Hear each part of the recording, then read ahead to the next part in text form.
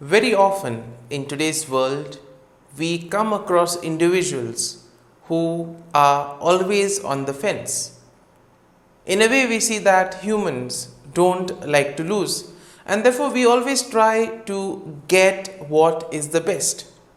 And in this way, sometimes it also implies that there are people who try to remain on the fence. If there is something good happening on one side, they would jump on that side.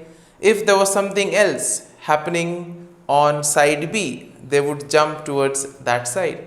And therefore, in this way, by waiting on the fence, they try to look at which is the best possible option and then make the move at the last second. Well, that may work in the world, but when it concerns the kingdom of God, Jesus makes it very clear in today's gospel. He says, you cannot remain on the fence. You have either to make the choice, either to be with him or to be against him. And that is why this, in a way, directly affects the scribes and the Pharisees who led a hypocritical life. On the other hand, in today's first reading, St. Paul, in his letter to the Philippians, will tell the people that he is able to do all things in Christ. In a way, he also thanks the people for all the support that they gave him. And in a way, he glorifies God by telling all the wonderful things that the Lord has done for him. And as we read today's gospel passage, we may come across this statement, you cannot serve both God and wealth. What does Jesus refer to, and how does this apply in our daily lives? Well, let's find that out during today's episode of Tea Time with the Word.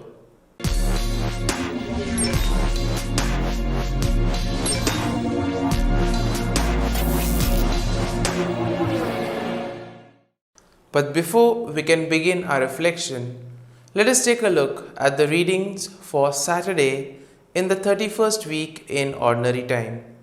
Today's first reading is from the letter to the Philippians, chapter 4, verses 10 to 19.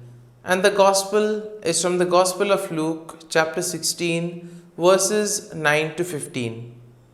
And today's readings will in a way tell us to choose God, and thus, by choosing God, to choose life. Now, as we already said, today's Gospel will tell us that we need to make proper choices in life. And choice is something that determines or defines which direction we are going to. If we make the wrong choice, we end up doing something that is not desirable, or we end up taking the path which may not lead to fulfillment. And therefore, ultimately, everything in life comes to the choices that we make. We have choices at every level of our lives. Some choices, however, are very simple. For example, if we are to go for work or if we are to go for our classes, we have various choices. And some of these routine choices are fairly easy. But there comes time wherein you have to make difficult choices, and sometimes these choices have to be made in the split second.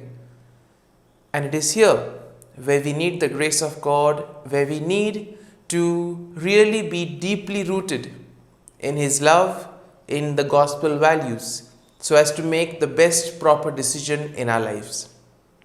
Now, in today's first reading, we see that St. Paul will tell the people that indeed whatever he has done, it has been through Christ. Jesus has been the one who has been giving him the grace, the strength in order to do all the necessary things in life. And therefore, he is very grateful to the people for all the help that they have rendered to him. And in this way, he tells them, whatever you all have given, you all will be blessed for it. And in this way, he also encourages the people to be generous, because it is only when we are generous that we can truly serve others. It is only when we go out of ourselves that we can make a difference in the lives of others. And therefore, he says, "My God will supply every need of yours according to his riches in glory in Christ Jesus." Which basically means that when we go out of our way, when we help those in need, the Lord will take care of us and will give us abundance of graces that we require in life. And therefore, he says that he has had every kind of experience. And for this also he praises the Lord, because there have been times wherein he had plenty and times where he had none. So in this way, he tries to tell the people that if they have their faith and trust in the Lord, everything becomes possible and it becomes easy to look at the bigger picture. Turning our attention to today's gospel passage, we see that the gospel will tell us that one cannot follow Jesus without making firm and decisive choices in life. And therefore, our choices can either make us or they can break us. And therefore, one who follows Jesus is called to choose all that which will lead him to God and the values of the kingdom. And at the same time, when we choose the kingdom, it also means that we have to give up all that which will distract us, all that which will prevent us from coming close to God. And that is why this aspect of choice becomes very important. The early disciples had to make a choice. The saints, martyrs, all of them had to make choices in life. And we see that the choices that they took were indeed guided by God, and thus they were fruitful in whatever they did. Now here we see that Jesus offers a choice before each and every one of us. We can either choose him or choose wealth.